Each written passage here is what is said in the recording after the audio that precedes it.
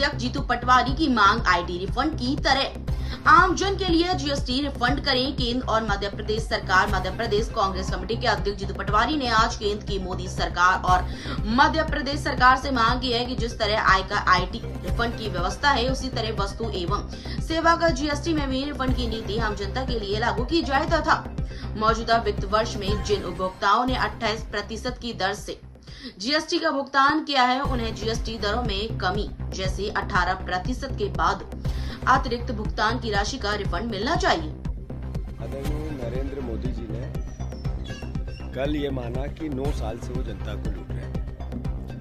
उन्होंने राष्ट्र के नाम संबोधन करके ये कहा कि मैंने राहुल गांधी की बात नहीं मान के बहुत बड़ी बात। राहुल गांधी जी जब जीएसटी के जितने देश को घात पहुंचाने वाले पहलू थे, उनको हजारों बार देश के सामने, संसद में, प्रधानमंत्री जी के सामने, सरकार के सामने उन्होंने कहा था कि एक तरह का टैक्स होना चाहिए। ये 4 तरह का टैक्स मूल जीएसटी की भावना को, मूल धारणा को समाप्त कर देता है। इससे हुआ क्या? 9 साल की लूट, जो गरीब आदमी था, जो मिडिल क्लास आदमी था, जो महंगाई की मार झेलता हुआ देश का नागरिक था, उस पर यातनाएं हो रही थी और उसका कोई दोषी था तो ये नरेंद्र मोदी और भारतीय जनता पार्टी की सरकार। ये नरेंद्र मोदी खुद ने स्वीकार किया। दूसरा, अभी अडानी जी, अंबानी जी ऐसे 13% लोगों के पास जीएसटी के इस पूरे खेल में अरबों खरबों-पति वो बने, और जो लघु उद्योग थे, जो सेमी, हमारे छोटे उद्योग थे, जो छोटे व्यापारी थे, वो एक तरह से कोलैप्स हो गए। इस 9 साल में राहुल गांधी जी ने कहा कि ये षड्यंत्र था। ये षड्यंत्र था उन छोटे व्यापारियों को समाप्त करके एकाधिकार बनाना, अडानी अंबानी जैसे लोगों का मोनोपाली बनाना। जब मोनोपाली बन गई, तब ये जीएसटी की दिशा बदली। इसका मतलब है कि जो राहुल गांधी जी ने आगाह किया था कि ये 2 भारत बनाना चाहते हैं, गरीबों का, एक अमीरों का, तो ये अमीरों के भारत बनाने में नरेंद्र मोदी का चेहरा सामने आया।